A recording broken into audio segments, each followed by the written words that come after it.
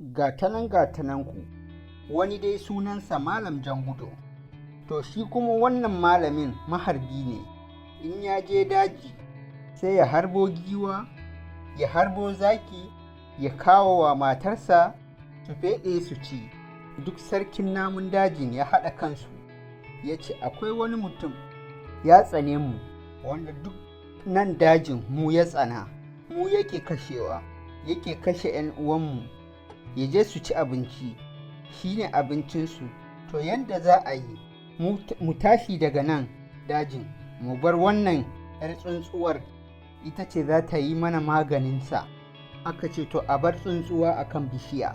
Shi kenan ya zo yana neman abin da zai harba, ya hanga nan ya daga kai sai ya ga 'yar tsuntsuwa, ya ɗana kwari da baka zai harbe ta, sai ta ce harbe ni a hankali Malam Jangudo, kar ka je ka ji rauni da ni. Malam Jangudo shi kenan ya harbe ta a hankali, zai ɗauke ta, sai ta ce ɗauke ni a hankali Malam Jangudo, kar ka je ka ji rauni da ni. Malam Jangudo shi kenan sai ya ɗauke ta a hankali, zai yanka ta irin gutsu-gutsu ɗin nan, sai ta ce gurgutsira ni a hankali Malam Jangudo, kar ka je ka ji rauni da ni. Shikenan Malam Jangudo sai ya ɗauke ta zai wanke ta, sai ta ce wawwanke ni a hankali Malam Jangudo, kar ka je ka ji rauni da ni. Sai ya wanke ta a hankali, ya siyo mai, ya ɗaura kwano zai soya ta, sai ta ce sassoya ni a hankali Malam Jangudo, kar ka je ka ji rauni da ni. Sai Malam Jangudo ya soya ta, to zai tsame ta, ta ce ta tsame ni a hankali Malam Jangudo, kar ka je ka ji rauni da ni. Sai ya tsame ta, ya ajiye zai rarraba, ta ce rarraba ni a hankali Malam Jangudo, kar ka je ka ji rauni da ni.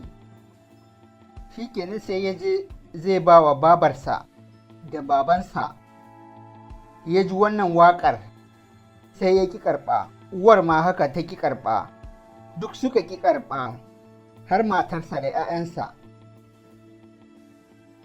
Shikenan sai shi kaɗai ya zauna abinsa zai cinye, sai ta ce ki cinye ni a hankali Malam Jangudo, kar ka ji rauni da ni.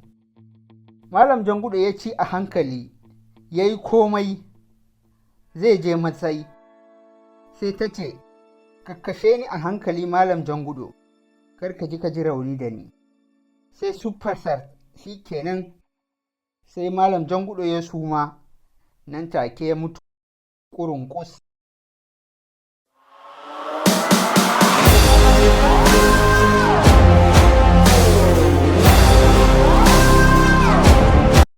Labarin wata mata ce da direban tasi.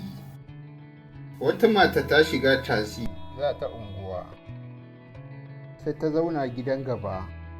Ana cikin tafiya sai direban ya juyo ya kalle ta da ita da ɗanta, sai ya yi dariya, sai ya ce gaskiya Hajiya, ban taɓa ganin mummuna irin ɗanki ba. Sai ta dube shi ta yi tsaki, sannan ta ce ya tsaya, za ta koma baya. Ta koma baya tana ta zage-zage, sai wani tsoho da ke bayan motar yake tambayar ta me ya faru. Sai ta faɗa masa abinda direban motar ya ce mata. Sai tsohon ya ce kin mare shi?